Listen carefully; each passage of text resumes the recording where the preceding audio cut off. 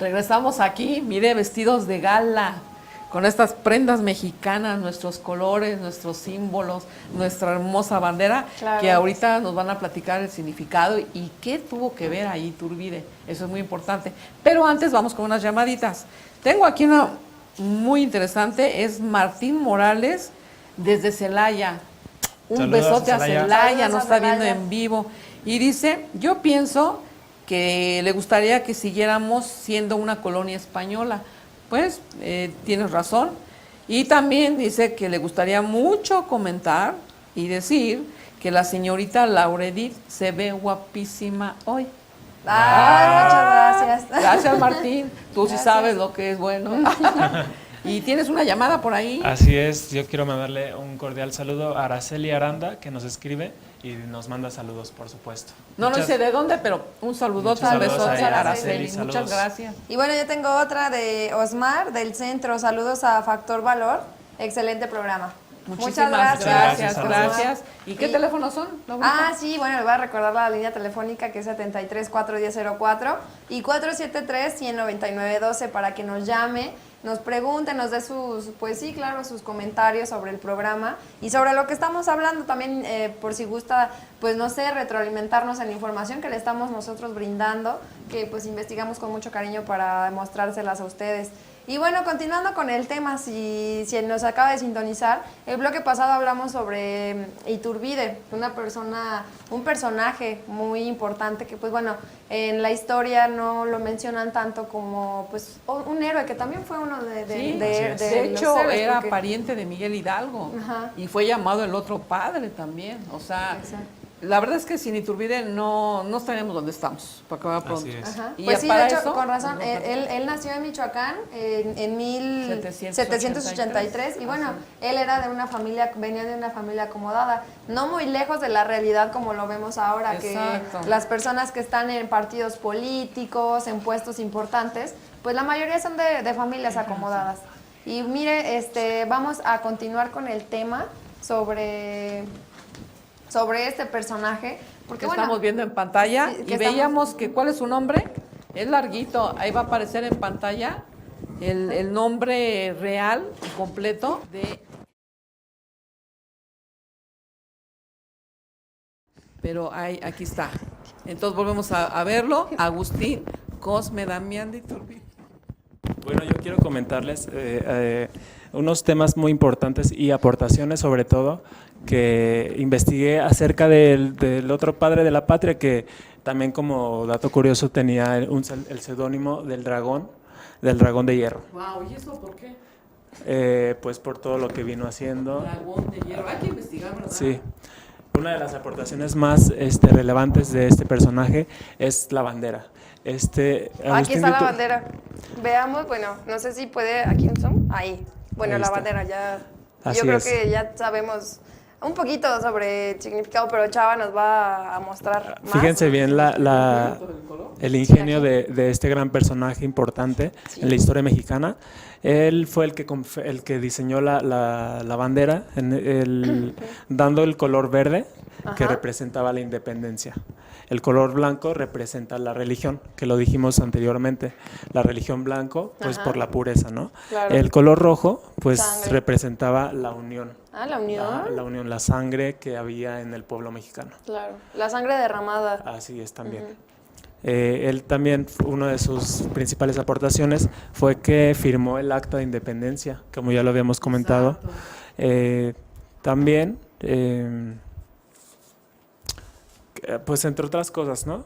Más representativas, fue uno de los primeros que propuso y convenció al ejército contrario a firmar este tratado para que ya no hubiera más guerra, ¿no? Sí, y comentábamos en el corte cómo nos comentabas tú que gracias a él pues se paró, o sea, él fue como que la cabeza, el cerebro para hacer las cosas.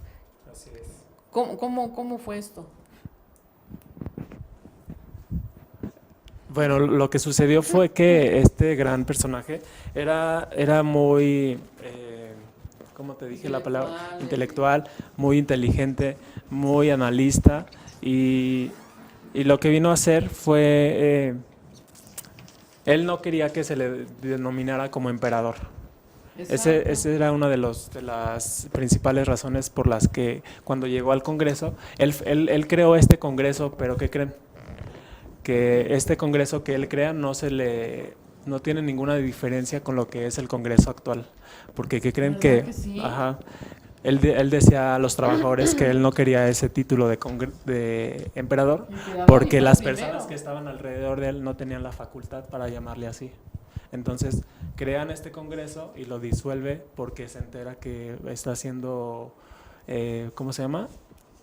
Vigilado. Se entera que está siendo vigilado y entonces lo disuelve. Y así es como sucedieron las cosas. Sí, y así como en estos tiempos hay muchísimas artimañas. Ajá. Todavía, o sea, como dijiste bien hace rato, no estamos lejos. Todavía se ve eso. Gente que cambia de partido, gente que dice una cosa y hace otra. Y estamos en lo mismo. Y la libertad que hay en el Congreso y en estas leyes que son tan manejables. O personas también que no se les reconoce lo que hacen, el trabajo, la labor que hacen. Muchos funcionarios públicos están quemados por la imagen de otras personas que pues hicieron mal su trabajo y pues por uno la llevan todos, ¿no? De decir, no, es que todos son unos corruptos, todos hacen todo esto, pero no reconocen pues que también hay quien hace bien las cosas y quien realmente hace algo por la ciudadanía, ¿no?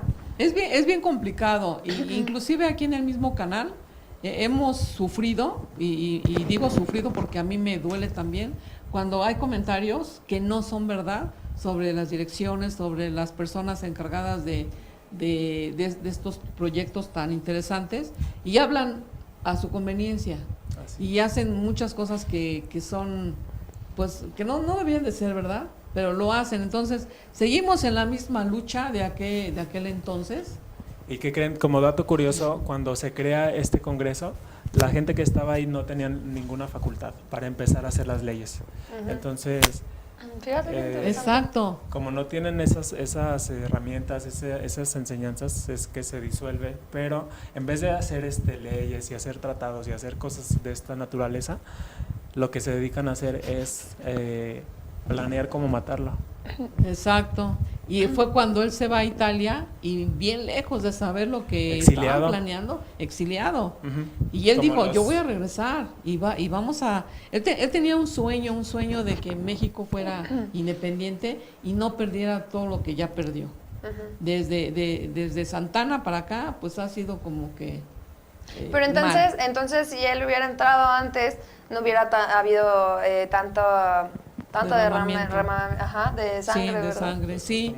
Y él fue el que hizo esos 24 puntos. O sea, para mí es digno de admirarse cómo dijo, bueno, aquí se están peleando terriblemente los insurgentes y los ¿cómo se llama?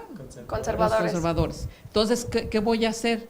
Bueno, pues darle una parte a cada quien para que estemos como que en paz. O sea, finalmente el legado para mí el más importante es que él frenó que esto se convirtiera en una guerrilla. Porque estaríamos peor de como estamos, ¿no? Imagínate. Pero bueno, tanta libertad hizo lo que ha hecho lo que ha pasado. Y también me gustaría desmitificar. Me gustaría desmitificar que se cree que el ejército mexicano peleó contra los españoles y esto no es así. En los libros de historia va a decir eso. Sin embargo, uno de los historiadores que se llama Juan Miguel Zunzunegui afirma, de acuerdo a unas cartas que encontró y que tiene en su poder, que los ejércitos estaban conformados por criollos, mestizos e indígenas. Era una guerra civil, como lo dijimos en un inicio, era un conflicto social político.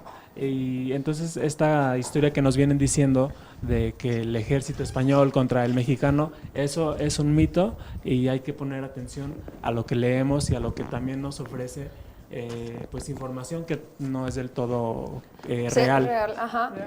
Y después vamos a hablar un poquito de ese uniforme, todo su significado, pero obviamente con personas especialistas en este tipo como Ruth, que es nuestra historiadora casi de casa. Sí. Ella nos va a hablar después de esto. Tenemos muchas fiestas importantes, como es el 20 de noviembre, Sí. y vamos a tener con más historiadores. Así Pero es. bueno, el tema de hoy es ese, ¿qué pasa con la historia? ¿Cómo se transforma, depende de a quién le conviene, se cambia, ¿no? Ujú. Y hay muchos héroes que están ocultos.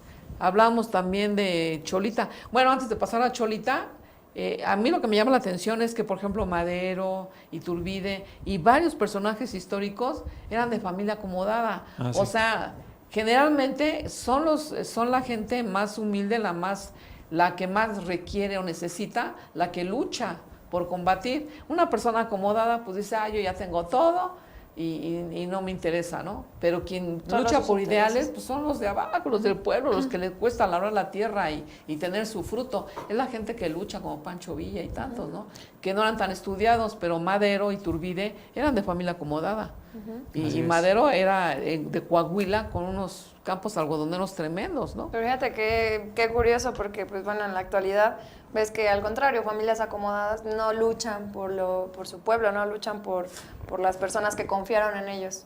Exacto. Esperemos que ahorita las personas que confiaron en nuestro próximo presidente de la República, pues bueno, realmente sí luche por todo lo que se ha perdido. Por un bien común. Ajá. Por un bien común, que eso es lo importante, eso es lo que platicamos también en el corte, que a veces estás de un lado y del otro, en vez de hacer un fin común para un buen resultado, no, te peleas así terriblemente. Yo siempre digo, ¿por qué los partidos políticos pelean tanto y no mejor se unen para un fin común? O sea, que no exista colores, que existe preferencia por uno o por otro, pero que el fin común sea ayudar a la población. Deberá ser el deseo de servir, y no lo es. Aquí es increíble que una campaña política, a mí me sorprende que la usen para atacar, en vez de ofrecer. Bueno, ¿qué ofrezco yo?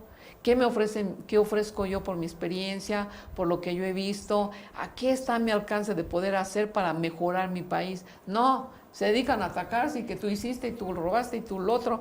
Y es terrible, pero bueno, así estamos gracias a tanta libertad que se convirtió en libertinaje. Y vamos a Exacto. seguir hablando de este tema y les voy a dar una adelantadita Sí, cuéntanos. de Cholita Cholita. González.